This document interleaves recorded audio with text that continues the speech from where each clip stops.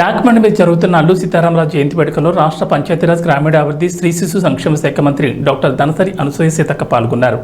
అనంతరం అల్లూరి చిత్రపటానికి పూలమాలలు వేసి జోహార్ అల్లూరి సీతారామరాజు అంటూ కొనసాగిస్తాం అల్లూరి ఆశయాలని ఘనంగా నివాళులర్పించారు. దేశాన్ని పట్టిపీడించిన బ్రిటిష్ పాలకులకు వ్యతిరేకంగా పోరాటం చేసిన మన్యం వీరుడు అల్లూరి సీతారామరాజు అని సీతక్క తెలిపారు. బ్రిటిష్ పాలకులకు వ్యతిరేకంగా జరిగిన పోరాటంలో ప్రజలందరినీ ఏకం చేసిన మహనీయుడు అల్లూరి అని, అలాంటి వీరుడి 127వ జయంతి వేడుకలు నిర్వహించిన క్షత్రియ సేవా సమితి సభ్యులకు అభినందనలు తెలిపారు. పార్లమెంట్లో మన్యం వీరుడు అల్లూరి విగ్రహాన్ని ఏర్పాటు చేయాలని కేంద్రాన్ని విజ్ఞప్తి చేస్తున్నామని తెలిపారు. అల్లూరి విగ్రహ ఏర్పాటు కోసం కేంద్రం మీద ఒత్తిడి తెచ్చేలా తెలుగు రాష్ట్రాల ఎంపీలు కృషి చేయాలని మంత్రి సీతక్క కోరారు. వీరుడు అదే విధంగా ఈ దేశాన్ని 200 సంవత్సరాలు పట్టి పీడించినటువంటి బ్రిటిష్ యొక్క నియంతృత్వ పాలనకు వ్యతిరేకంగా విరోచితంగా తన కుటుంబంతో పాటు మన్యంలో ఉన్నటువంటి ప్రతి ఆదివాసేతర బిడ్డలందరినీ కూడా బ్రిటిష్ వారి దోపిడీకి వ్యతిరేకంగా పోరాటంలో భాగస్వామ్యం చేసినటువంటి మహనీయుడు, ప్రజల కోసమే పోరాడి మరణించినటువంటి కీర్తిశేషులు పెద్దలు గౌరవ పోరాట వీరుడు అల్లూరి సీతారామరాజు గారి యొక్క 127వ జయంతి సందర్భంగా ఈరోజు క్షత్రియ సేవా సమితి ఆధ్వర్యంలో పెద్దలందరూ కూడా ట్యాంక్ బండ్ మీద ఈ ఉత్సవాన్ని నిర్వహించడం మాకందరికీ చాలా సంతోషదాయకం. అల్లూరి సీతారామరాజు గారంటేనే ఒక పోరాటం, ఒక వెలుగు, ఒక అగ్ని పరాట, ఒక స్ఫూర్తి.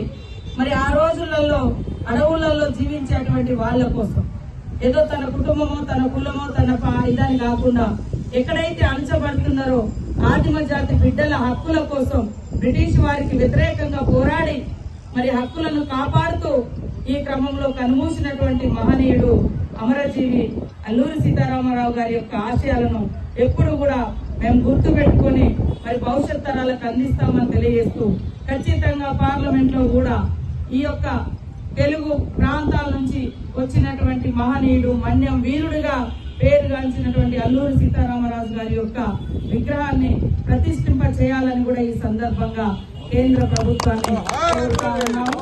తప్పకుండా మహనీయుల యొక్క స్ఫూర్తి, వారి యొక్క జీవిత చరిత్ర భవిష్యత్ తరాలకు అందించినప్పుడే ఈ సమాజంలో ఒకరి కోసం ఒకరు పనిచేయాలన్నటువంటి ఆలోచన దృక్పథం ఉంటుంది. కానీ రాను సమాజం చూస్తుంటే ఎవరికి ఒకప్పుడు నా ఊరు నా కుటుంబం పోయి ఇవాళ నాకు నేనే అనేటువంటి పరిస్థితి వస్తే భవిష్యత్తులో ఒకరికొకరు తోడుగా ఉండలేనటువంటి పరిస్థితి. కాబట్టి అల్లూరి సీతారామరాజు గారి యొక్క జీవితం ఇతరుల కోసం ప్రాణ త్యాగం చేసినటువంటి పరిస్థితి. ఈ దేశ హక్కుల కోసం ప్రాణ త్యాగం చేసిండు. తన కోసం కాదు, తనను నమ్మినటువంటి ప్రజల కోసం త్యాగం చేసినటువంటి మహనీయుడు అల్లూరి సీతారామరాజు గారు. వారికి జోహార్లు అర్పిస్తూ ఈ రోజు పార్లమెంట్ లో ఉన్నటువంటి పెద్దలందరూ కూడా ఈ విషయాన్ని ఆమోదించే విధంగా మేమందరం కూడా ఒత్తిడి తీసుకొస్తాం, విజ్ఞప్తి చేస్తామని తెలియజేస్తూ జోహార్ అల్లూరి సీతారామరాజు.